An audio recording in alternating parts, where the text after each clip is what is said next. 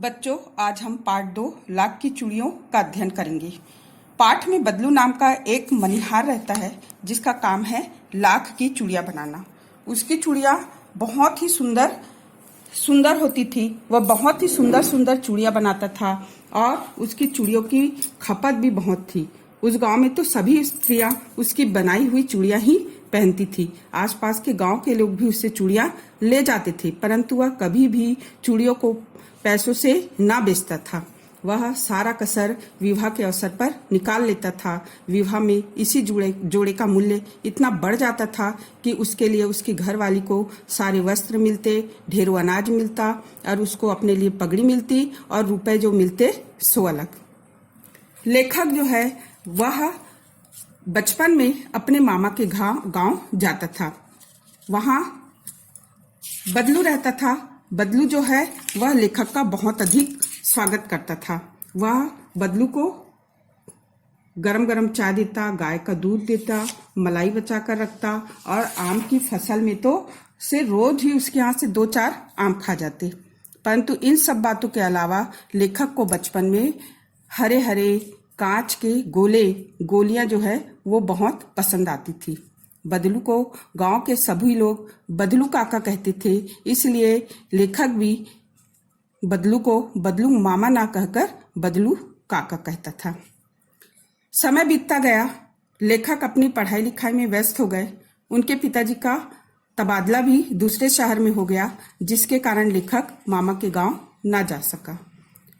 8-10 साल के बाद जब लेखक पुनः गांव जाता है तो वहां देखता है कि वहां की स्त्रियों के हाथों में कांच की चूड़ियां हैं और उसे अचानक बदलू की याद आती है। वह बदलू से मिलने उनके घर जाता है तो देखता है कि बदलू जो है वह एक खाट डालकर उदास और शांत बैठा हुआ है और उसके लाख की चूड़ियां बनाने के सामान, उसकी अंगूठी सब बुझी हुई है और सामान इधर उधर बैठे हुए हैं।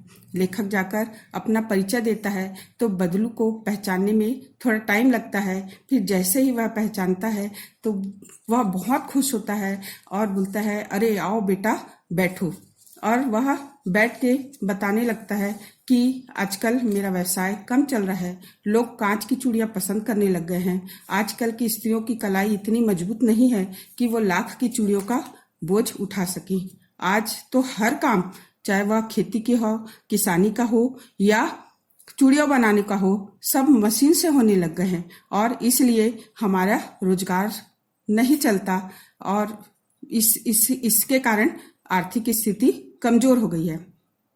लेखक जब बदलू को देखता है तो उसे ऐसा लगता है कि बदलू अंदर से बहुत व्यथित है और इसका प्रभाव उसके शरीर पर भी पड़ गया है। बोलते बोलते बदलू को खांसी आती है तो लेखक विचार करने लगते हैं कि शायद इसे दमा हो गया है। बदलू इस विचार को भांप लेता है और कहता है कि नहीं, मुझे मौसमी खांसी हुई है जो कि थोड़ी देर बाद ठीक हो जाएगी, कुछ समय बाद ठीक हो जाएगी।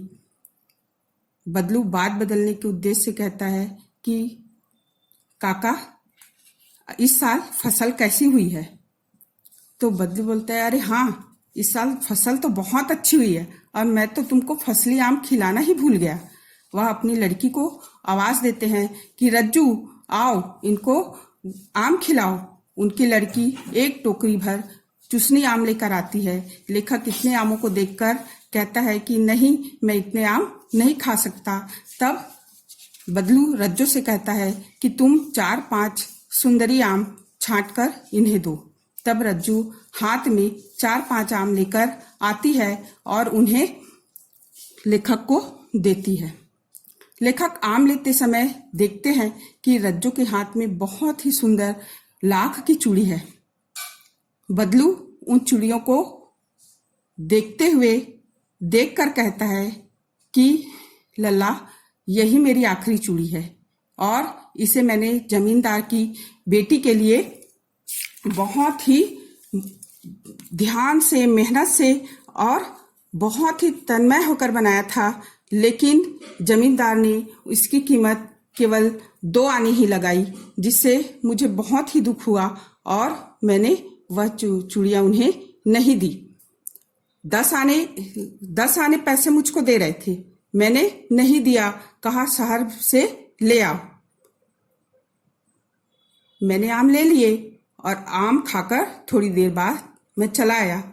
लेकिन लेखक कहते हैं कि मुझे प्रसन्नता है कि बदलू ने हार मानकर भी नहीं हार मानी थी। उसका व्यक्तित्व तो कांच की चूड़ियों जैसा था, ना कि आसानी से टूट जाए।